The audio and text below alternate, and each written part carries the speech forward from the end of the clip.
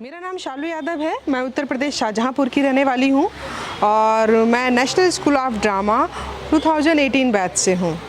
मैं जब एनएसडी में थी तो मैंने डिसाइड किया था कि जो टीचर्स हमको नहीं मिले हैं तो जब मैं पास आउट हो जाऊंगी तो मैं बाहर जाके उनके साथ काम करूंगी और उनसे सीखूंगी उनका मेथड, उनका प्रोसेस क्या है, किस तरीके का है। तो प्रसन्ना सर हमको नहीं मिले थे। बहुत सारे टीचर्स हैं हमारे पास आउट, हमारे सीनियर, जो हमको नहीं मिले। तो इसलिए मैं बाहर आई तो मैंने डिसाइड किया कि प्रसन्ना सर के साथ काम करना है। एक बार प्रसन्ना सर एनएसडी आए हुए थे, तो जब वो आए तो मैंने उनको देखा और जाके बोला कि सर मैं बाहर आके आपके साथ काम करना चाहती हूँ, तो जब भी आप वर्कशॉप कीजिएगा तो मुझे बताइएगा। तो सर ने बोले थे ठीक है शालू, जब करूँगा तो बताऊँगा। तो जब मैंने फेसबुक पे देखा सर की वर्कशॉप हो रही है तो मुझे लगा कि मुझे तुरंत जाना चाहिए, ये चांस है जो इसको मैं मिस नहीं कर सकती। वो मैंने कई बार ऑब्ज़र्व किया कि एक्टर को इतना प्रेशर दे दिया जाता है ऑफ स्टेज, उसके कैरेक्टर को लेके, उसकी सारी चीज़ों, उसको परफॉर्मेंस को लेके, जो कभी कभी एक्टर को डिप्रेशन में ले जाता है या उसकी प्रोसेस तक उसको जाने ही नहीं देता। तो इस वर्कशॉप में मैंने सहजता, सरलता की सर जो बात करते हैं, थिएटर की जो बात करते हैं, उसकी ज़िम्मेदारी की जो बात करते हैं, मतलब बारे में बता रहे थे, वो सारी चीज़ें मुझे बहुत अच्छी लगी और ये समझ में आया कि एक्चुअल हमारी ज़िम्मेदारी क्या है, हमें करना क्या है और नाटक हम क्यों करते हैं, नाटक है क्या, है ना। तो ऐसे बहुत सारे छोटे छोटे प्रश्न थे मेरे अंदर, उसका सॉल्यूशन मुझे मिला।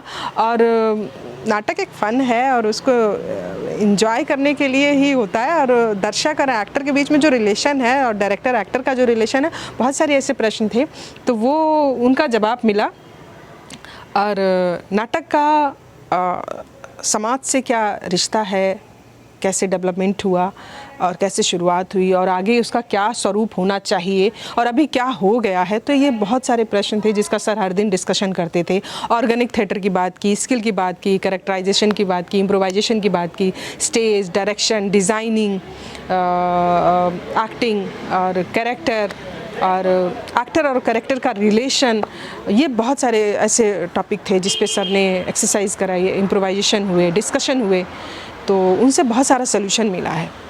जब आप दूसरे स्टेट में जाते हैं तो एक बैरियर होता है भाषा।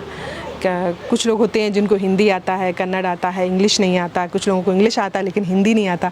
लेकिन एक एक्सरसाइज सर ने उसमें जिब्रिश में कराई थी, तो वो उसको करने के बाद जो इंटरेक्शन अभी हम लोगों का हो रहा है और उसमें उस एक्सरसाइज ने बहुत हेल्प किया और उससे मतलब बिहेव में और बहुत सारी चीज़ों में एक सरलता सी आई।